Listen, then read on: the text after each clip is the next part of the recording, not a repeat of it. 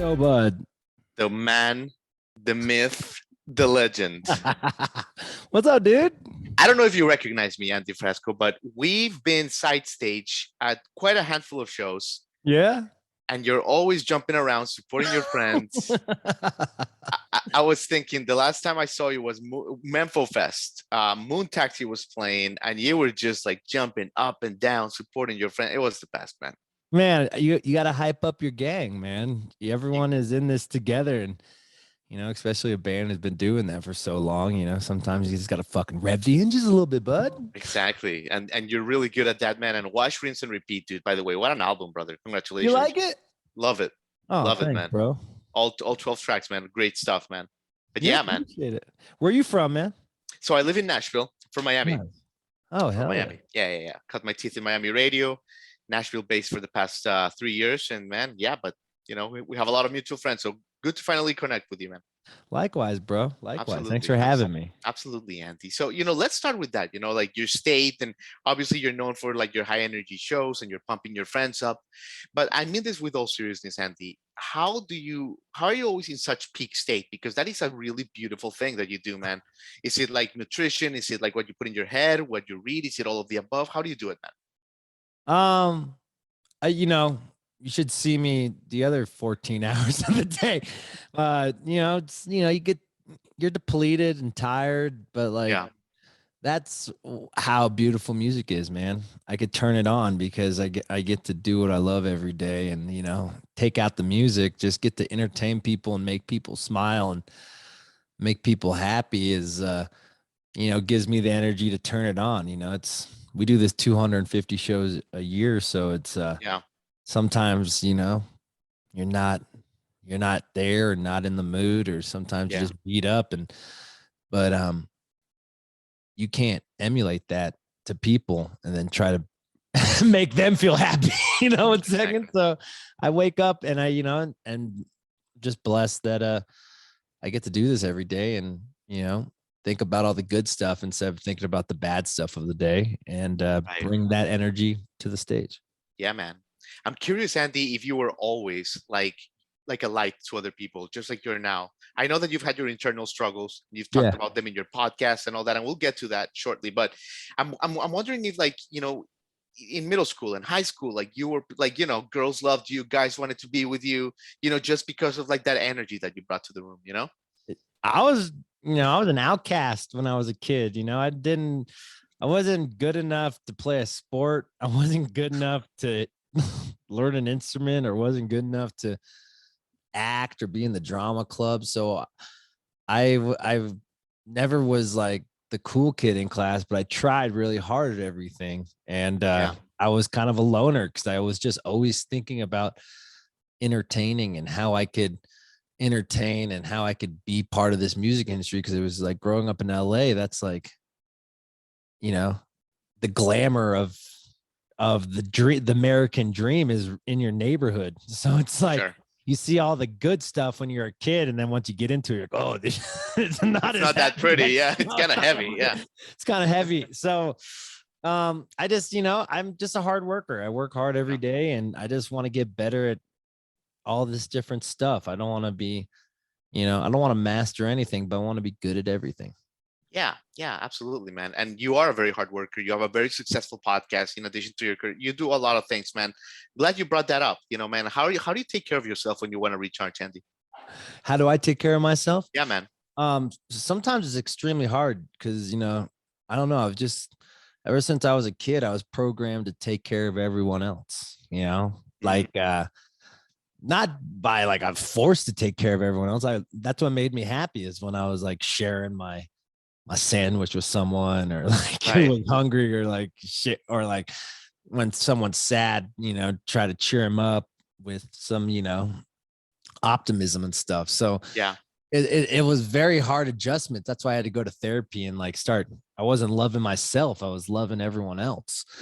And I wasn't giving enough for myself. So it was very hard. And the cocaine wasn't helping, and just the one night stand wasn't helping. So I cut all that shit out, and started thinking about myself, and thinking about, I always was fast. I always thought I was going to, like, be one of those people who die at 20 and shit. So I was like, it's just I got, I only got a little bit of live. Then I made it to 30 and now I'm 34. I'm like, damn, you're good, man. I'm good. Yeah. I'm You staying passed healthy. 27. Yeah, man. Yeah, you look great, actually. You look better than ever, man. So yeah, Thank you. congratulations, dude. Yeah, 27, that 27 club is scary for people trying to be, quote unquote rock stars. Yeah, no, you look great. We were watching some videos of you at like Wakarusa 2014 and some other stuff, man. And you look better than ever. You know what I mean? You look better than then. Well, I'll clap to that. Thanks, bud. Thank you. Hell yeah, thanks, bud. Oh, I love it. I love it, Andy. Yeah, man. So in therapy, that was like the main takeaway, basically, that you were like basically feeling others people's needs and not feeling your own. Yeah, I was, ever since I was a kid, I felt like I was an empath of just absorbing someone's energy if they're having this horrible. I remember this one time I was in 5th grade and my friend passed away and I just saw my friends and I don't know.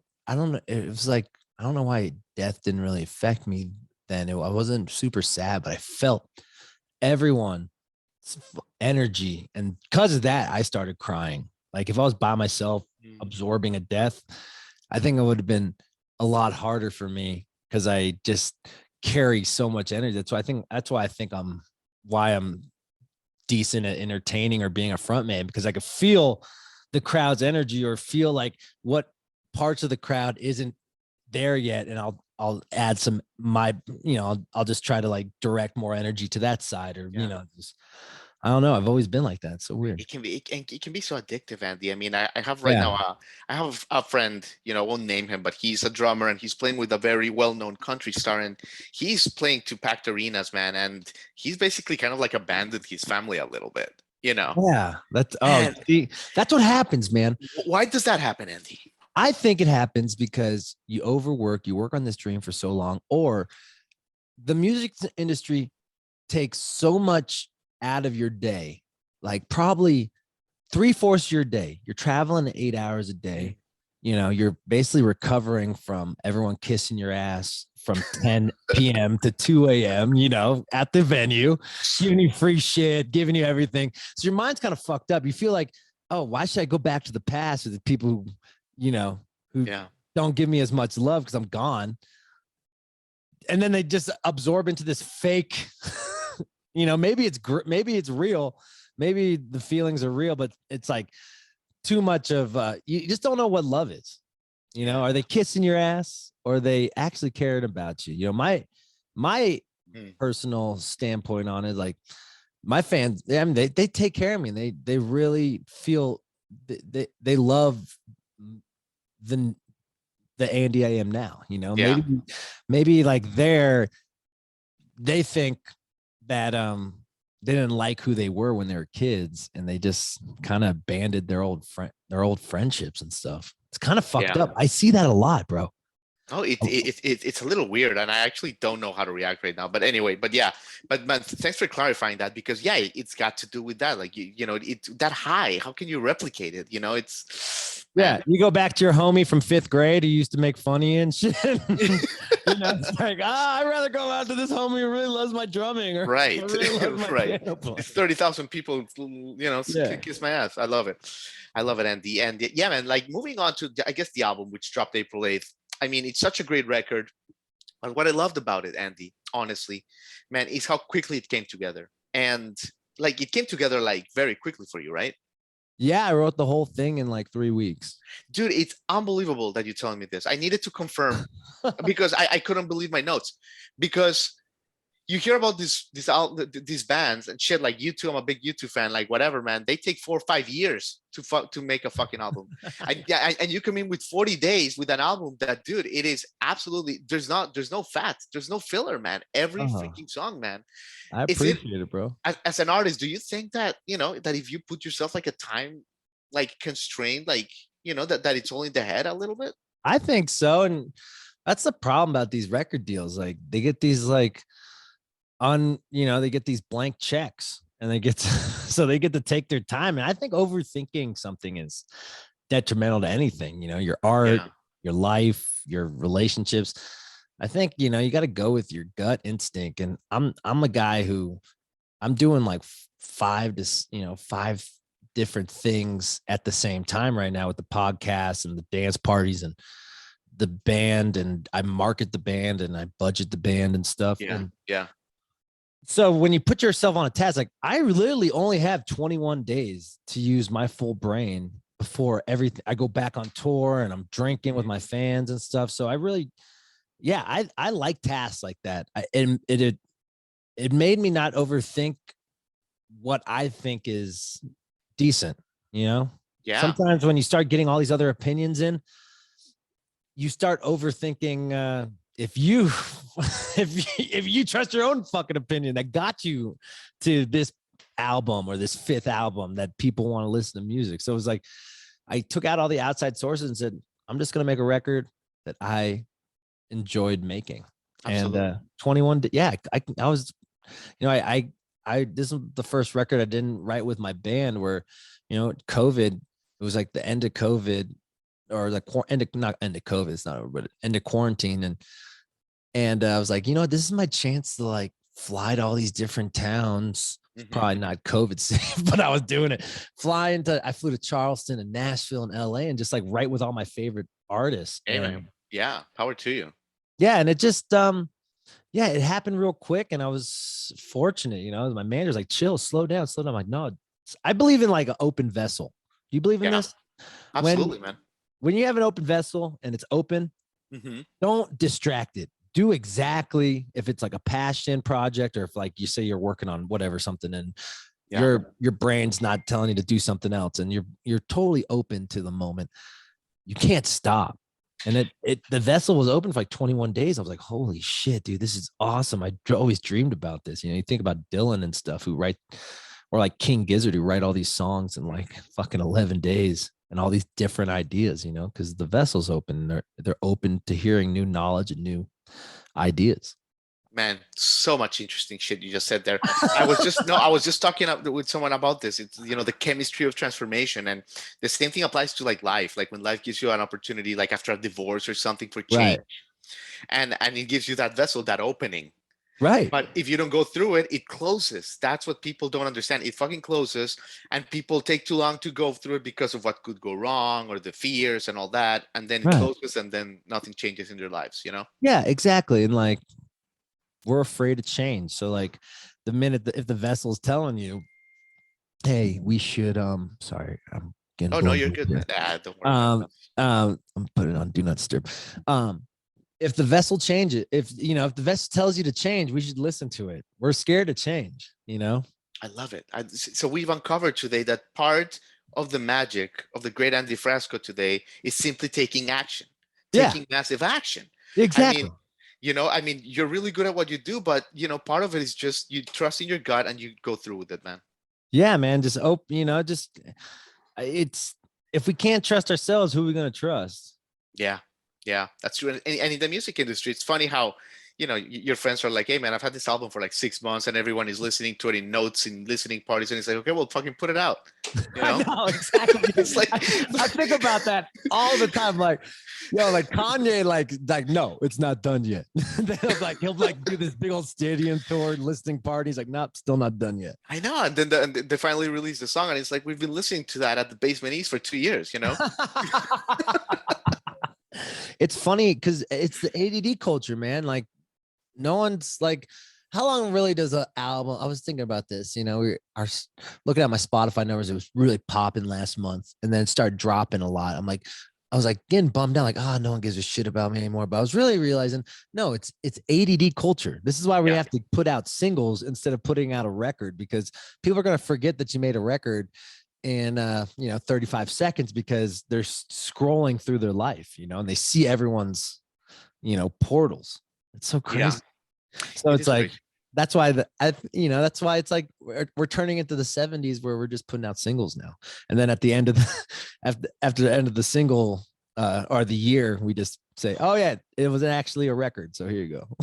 Yeah, but when Andy Frasco in 100 years, people read his obituary, I think people are going to say like, this guy created one of the top podcasts of all time, great recording career, one of the top frontmen, they're going to look at the big face. No one is going to say, this guy did not trend on TikTok in October of 2021. No one's going to read that, Oh, thanks, man. It's so true. Like when you're so present, you don't, it's hard for me to be present because I'm always thinking about the past. But like when you think about the future like that and think about the big grand scheme of things, yeah, no one gives a shit about the little details. Just stop over analyzing them. God, you saved me $100 today, bud, on my therapy session.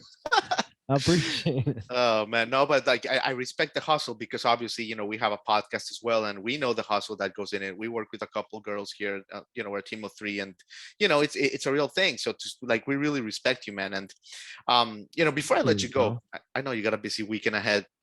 Let's talk about the podcast really quickly. Andy Frasco's World Saving Podcast, man. Yeah. Like how is that going? Obviously the numbers are great. Like, do you enjoy it? What have you learned from it about connecting with people? You're obviously a great communicator. Just, how do you look on it right now? I love it, man. It's like honestly becoming like 50-50 of my life where I love it as much as I love my band and my music.